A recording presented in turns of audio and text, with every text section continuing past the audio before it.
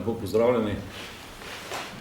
Sestanek je trajal ne 2 ure, nekaj več, torej pogovarjali smo se vsebinsko, obojestransko smo izrazili pač pripravljenost, da to ne bi bil samo nek spoznavni sestanek, ampak da se torej o odprtih vprašanjih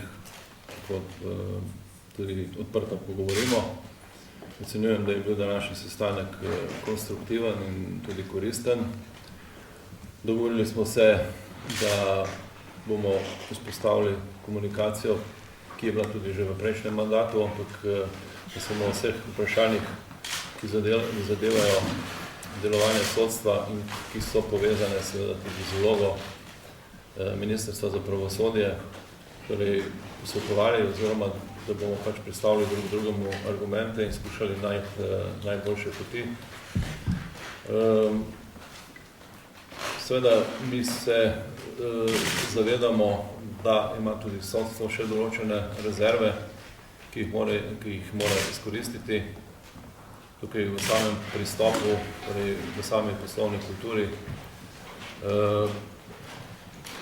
Seveda pa pričakujemo na drugi strani tudi ustrezno podporo Ministrstva za finance, tako da to ne more biti samo neka enosmerna cesta, ampak pri reševanju oziroma pri doseganju sinergičnih učinkov, seveda v okviru delovanja in posebnosti, torej obeh vej oblasti, vsak v svoji domeni pač za doseganje teh sinergičnih učinkov bo nujno sodelovanje.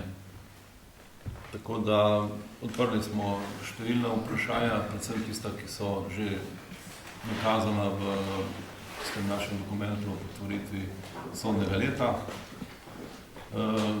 Dogovorili smo se tudi že o nekih konkretnih oziroma rokovno konkretnih zadevah.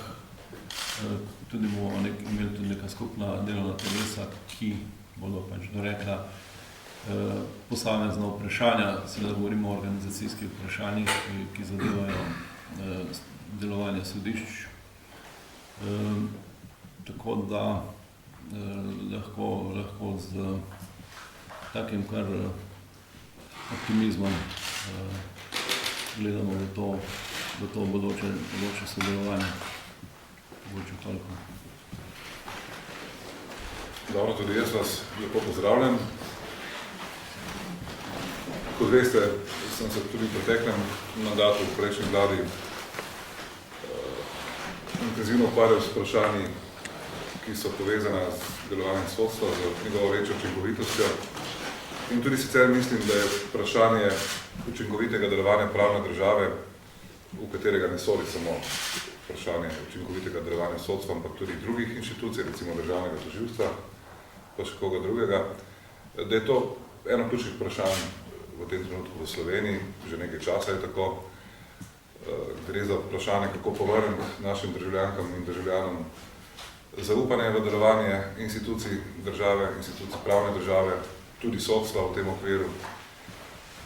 Zato sem želel takoj po prevzemu mandata v tej vladi se takoj lotiti dela in zato je ta obisk Vrhovnega sodišča in dogovor s predsednikom Vrhovnega sodišča gospodom Masleša o tem, da bodo ti stiki v bodoče čim bolj intenzivni, ena ključnih prioritet za mene. Res je tudi, da v koalicijski pogodbi te koalicije, te vlade, v delu, ki se nanaša na pravosodje,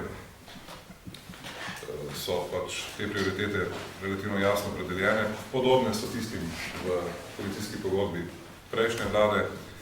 Mislim, da so cilji enaki, torej, da je skupna želja vseh nas in v vladi, in v sodstvu, in jaz mislim, da vseh v Sloveniji, da se učinkovitost pravosodja na splošno in v tem okviru sodstva poveča. Jaz mislim, da je sodstvo v zadnjem času, zadnjih nekaj mesecev pravzaprav, naredilo kar nekaj pomembnih korakov naprej, tudi rezultati so že vidni, nekaj takih konkretnih projektov, projekt triaže in podobni projekti, s katerimi sodstvo deluje v pravi smeri, v smeri razbremenitve sodnikov tistih opravil, ki jih lahko drugi opravljajo in s tem omogočitve sodnikom, da se bolj fokusirajo na svoje delo in da so pač pri tem bolj učinkoviti, bolj hitri.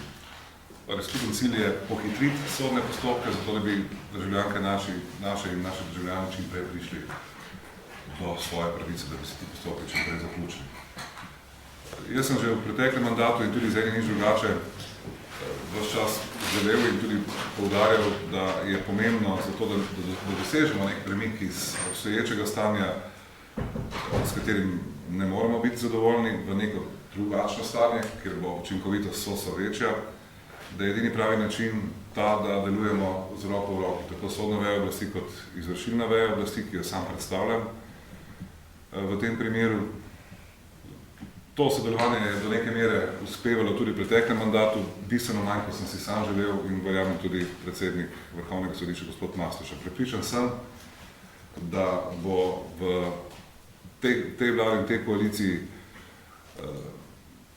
lažje to sodelovanje, ki je, še enkrat poudarjam, edini pravi način, da se skupaj dogovorimo, kaj lahko naredimo mi kot izvršilna veja, kot vlada, katere zakonske spremembe so tiste, ki so nujne za to, da se poveča učinkovitost sodstva in potem tudi, da sklenemo nek jasen dogovor s sodstvom v zvezi s tem, kako bodo oni peljali svoje spremembe, svoje poslovne procese in spremembe, pač, ki niso odvisne samo od zakonskih sprememb, tudi od prilagoditve pa drugačne organizacije načinov dela sodišč, načinov poslovanja sodišč, vse stvar usmerjeno k temu skupnemu cilju, ki, kot rečeno, ki je skupen cilj vseh nas, to je bolj učinkovito sojenje.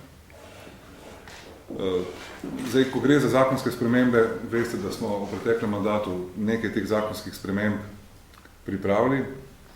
Dogovorila so se s predsednikom Vrhovnega sodišča gospodom Mastoša, da bomo tako v naslednjem koraku, v tednu, dveh, skupaj pregledali te zakonske spremembe. Gre za spremembe zlasti zakona o sodiščih in zakona o sodniški službi, pa še nekaterih drugih zakonov. Skupaj ocenili, kaj od tega je ok, kje bomo še kaj spremenili, dodali, potem pa v čim krajšem času te stvari zaključili in poslali zakone bom jaz sam poskrbel za to, da bodo zakoni poslani v sprejem vladi in potem naprej v parlament. Tisto, kar je pomembno pri vsem skupaj, je hitro ukrepanje, pa hkrati ukrepanje, ki bo tudi kakovostno. Torej, vse spremembe morajo biti takšne, da se bodo zgodile hitro, na račun hitrosti pa ne sme trpeti kvaliteta. Jaz vem, da naše državljanke in državljani pričakujejo, da se hitro nekaj spremeni, da se spremeni tako, da bodo to sami občutili in jaz bom naredil vse, kar je v moje moči, da se bo to v resnici zgodilo.